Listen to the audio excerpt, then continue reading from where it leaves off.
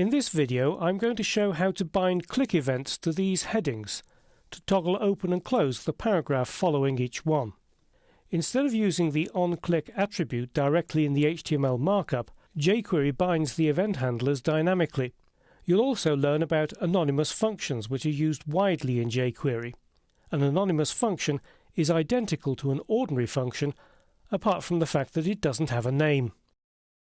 I've already got the jQuery core library attached to the page, so I'm going to add a script tag here.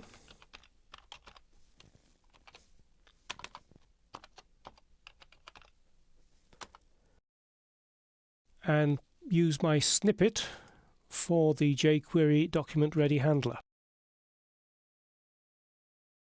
When the page first loads, I want the paragraph after each heading to be hidden. So I'm going to create a selector with the $sign and a quote, and they're H2 tags. So I use an adjacent sibling combinator, H2 plus P, close the parenthesis, and then add the hide method.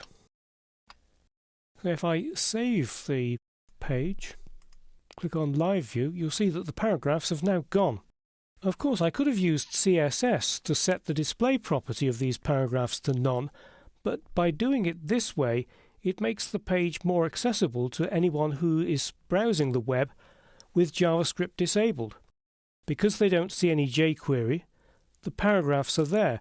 Anybody who's got JavaScript enabled in the browser, the paragraphs will be hidden as soon as the page is loaded. So let's just exit Live View and continue with the script. What I want to do now is to bind a click event handler to the H2 headings. So I'll just enter a new line and create a selector for H2. Then add a period and type CLI. And that brings me to the code hints for click. You'll see there are three options for click there.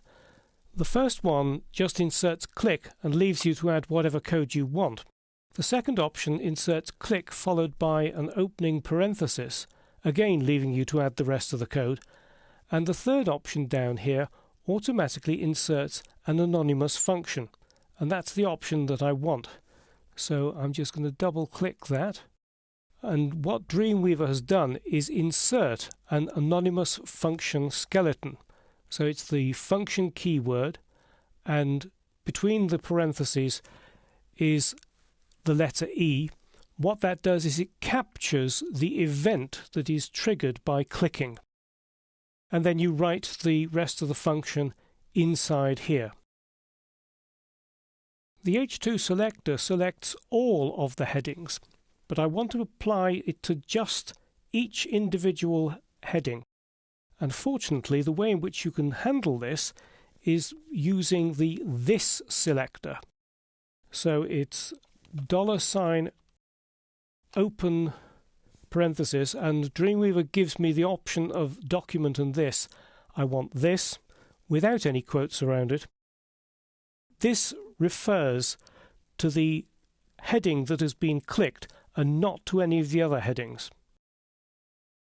What I want the function to do is to toggle open and close the next paragraph following the heading.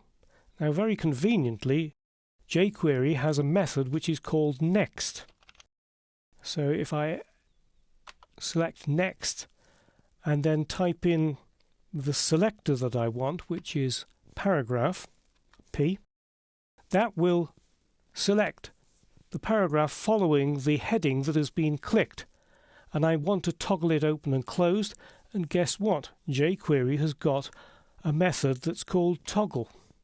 So just add a period, up come the code hints, and when I do TOG, I get toggle, and I don't need to put anything in between the parentheses, and just add a semicolon at the end. And let's save the page.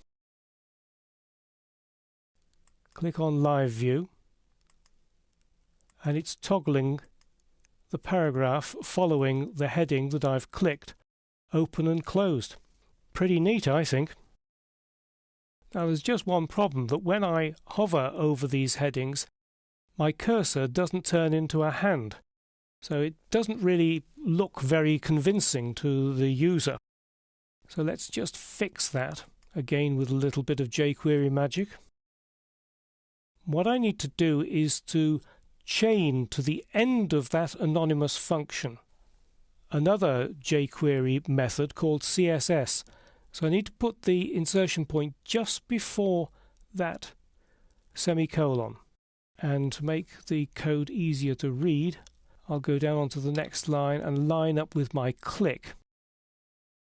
And the way that you can add some CSS to a selected element in jQuery is with the CSS method.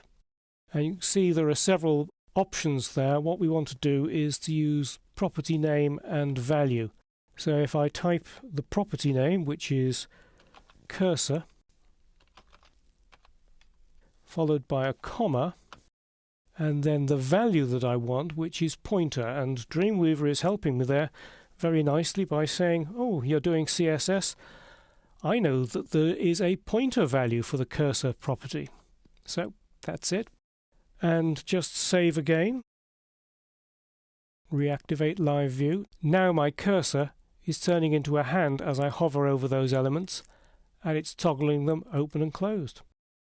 So this video has covered several important features of jQuery: binding event handlers dynamically to multiple elements, using anonymous functions, passing this as the argument to the jQuery object to select the target of an event, locating the next element of a particular type with the next method, and dynamically changing an element's CSS properties.